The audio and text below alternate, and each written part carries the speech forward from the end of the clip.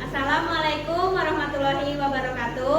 Waalaikumsalam warahmatullahi wabarakatuh. Selamat pagi anak-anak. Baik Ibu.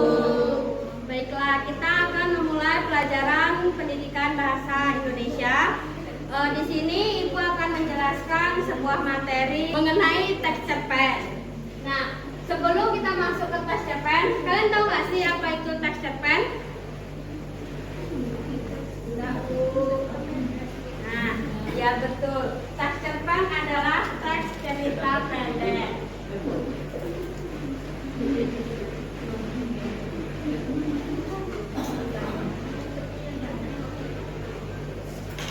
Cerpen adalah singkatan dari cerita pendek, yaitu karya sastra yang berbentuk prosa naratif dan menceritakan kisah singkat tentang peristiwa yang dialami dalam tokoh utama.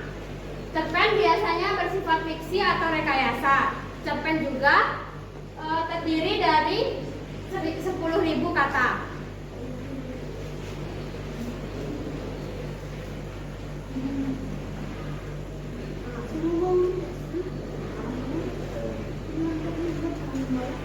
Dalam Hurmadi dan Hasanuddin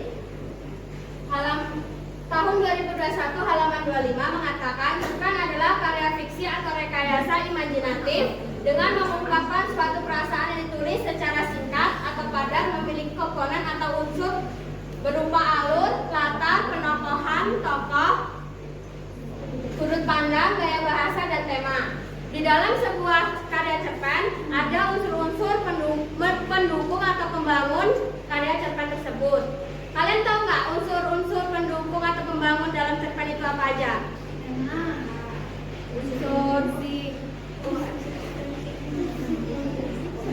Ada unsur intrinsik dan ada unsur ekstrinsik. Yang pertama yaitu unsur intrinsik terdiri dari apa aja?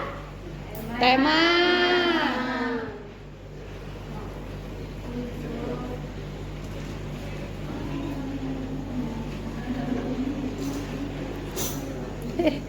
Yang satu terdiri dari Tema. Nah, tema itu adalah ide atau gagasan yang melatar belakangi seluruh isi dari cerpen. Kita untuk mencari tema kita harus membaca isi dari cerpen tersebut untuk mengetahui apakah itu ada tema sosial, tema pendidikan, atau tema kekeluargaan. Yang kedua ada tokoh atau penokohan. Tokoh atau penokohan dalam sebuah cerpen itu terdiri dari pelaku atau orang yang berperan dalam sebuah cerita dan dalam penokohannya itu menggambarkan sebuah karakteristik seseorang. Dalam tokoh atau penokohan itu biasanya terdiri dari 3 penokohan. Yang pertama antagonis, yaitu tokoh penjahat. Yang kedua tritagonis, tokoh pendukung. Yang ketiga protagonis, yaitu tokoh baik atau sebagai peran utama. Yang selanjutnya yaitu tentang Alur. Alur. baik alur itu yang ketiga yaitu tentang alur. Alur itu adalah jalan cerita atau rangkaian peristiwa yang terjadi dalam sebuah cerita atau sebuah cerpen tersebut. Alur biasanya terbagi menjadi 3, yaitu alur maju. Alur maju adalah alur yang ceritanya tuh berurutan dari awal hingga akhir. Sedangkan alur mundur yaitu ceritanya terjadi dari masa lalu kembali lagi ke masa yang akan datang. Yang keempat, yang ketiga yaitu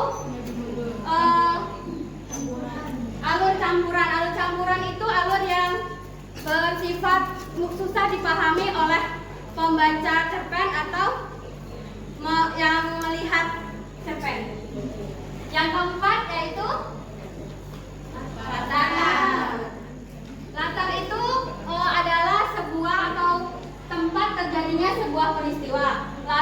terbagi menjadi 3, yaitu latar tempat, latar waktu, dan latar suasana.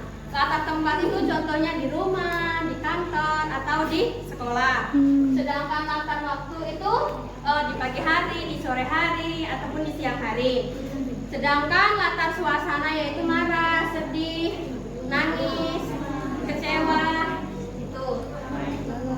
Dari sini yang Ibu jelaskan, apakah sudah paham? Paham. Kalau sudah paham, kita lanjut ke berikutnya, yaitu sudut pandang. Point of view. Point of view. Sudut pandang ini yaitu ciri khas atau strategi pengarang dalam menyampaikan sebuah cerita. Sudut pandang terbagi menjadi 2, yaitu sudut pandang orang pertama dan sudut pandang orang ketiga.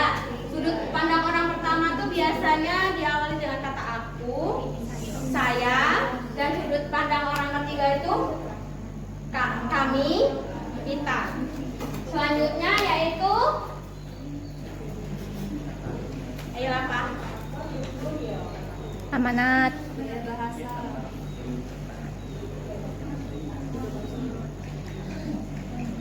Gaya bahasa.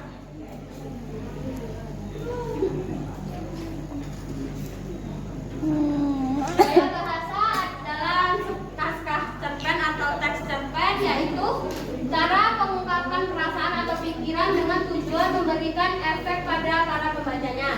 Selain itu, gaya bahasa juga digunakan salah menciptakan suatu nada dan suasana yang persuasif seperti dialog supaya mampu memperlihatkan antara interaksi sekaligus hubungan antara tokoh. Gaya bahasa disebut majas. Dalam gaya bahasa dalam cerpen banyak dibagi menjadi beberapa, dan Ibu menjelaskan tentang majas alegori, hiperbola, dan personifikasi. Yang ketujuh yaitu amanat.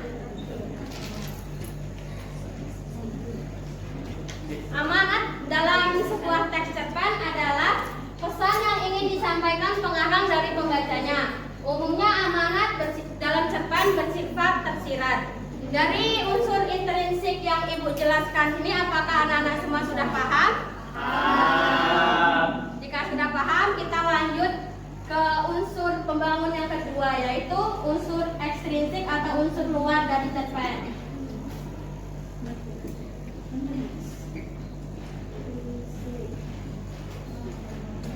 Kalian tahu nggak ada apa aja unsur ekstrinsik dari cerpen? Nilai. Nilai, yang pertama nilai. Nilai yang dimaksud dalam unsur ekstrinsik dari cerpen adalah unsur nilai yang meliputi nilai moral, nilai agama, dan nilai sosial, serta nilai budaya. Maksud dari nilai tersebut adalah nilai apa yang dapat diambil dalam sebuah teks cerpen tersebut. Maksudnya teks cerpen tersebut memiliki unsur nilai agama, moral, atau budaya. Yang kedua yaitu latar belakang masyarakat.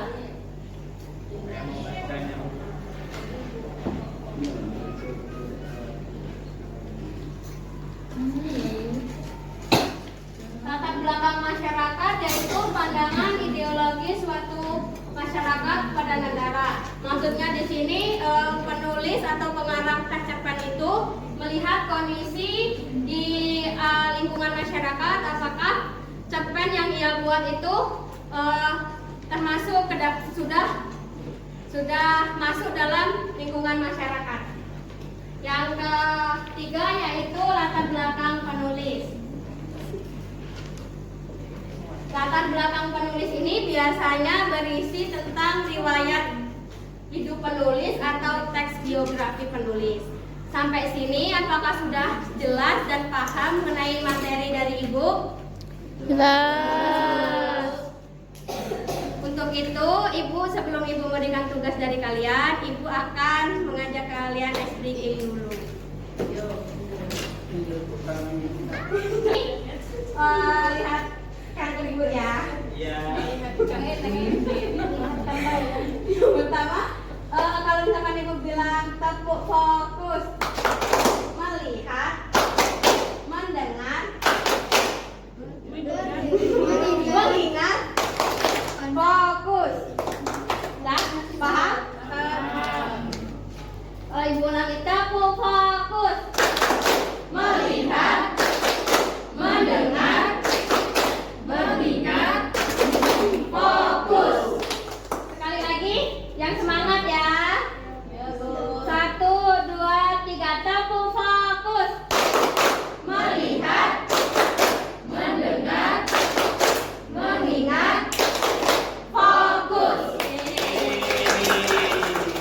Ibu akan memberikan kalian tugas untuk menganalisis unsur-unsur intrinsik dan ekstrinsik dalam sebuah cerpen dengan tema bebas. Rekam, ayo. Di sini ibu membagi dua kelompok. Yang kelompok pertama yaitu sebelah kiri dan kelompok kedua sebelah kanan. Untuk itu kelompok pertama sebelah kiri mohon dibacakan tentang analisis cerpennya. Cerpen Ari dan Mimpinya. Di dalam cerpen Ari dan Mimpinya terdapat unsur ekstrinsik. Yang pertama, satu, nilai-nilai dalam moral. Nilai-nilai dalam cerita. Yang pertama, moral. Saat tokoh Bibi mendukung apa yang akan dilakukan oleh Arin. Yang kedua, perjuangan. Saat Arin tak berputus asa dengan nasibnya. Yang ketiga, kekeluargaan. Saat Arin berkumpul bersama keluarganya. Dua, latar belakang penulis. Penulis menjumpai beberapa fenomena di masyarakat tentang terpisahkannya keluarga akibat keadaan. Fenomena ini banyak terjadi di masyarakat. Oleh karena itu, penulis ingin menginspirasi semua masyarakat, khususnya yang memiliki keadaan yang sama, untuk terus berjuang karena setiap ada masalah pasti ada jalan keluar. Itu jawaban dari kelompok 1 atau kelompok kiri ibu. Kita beri tepuk tangan dulu kepada kelompok 1. Baiklah, kepada kelompok 2 dipersilakan untuk membacakan hasil dari analisisnya. Iya.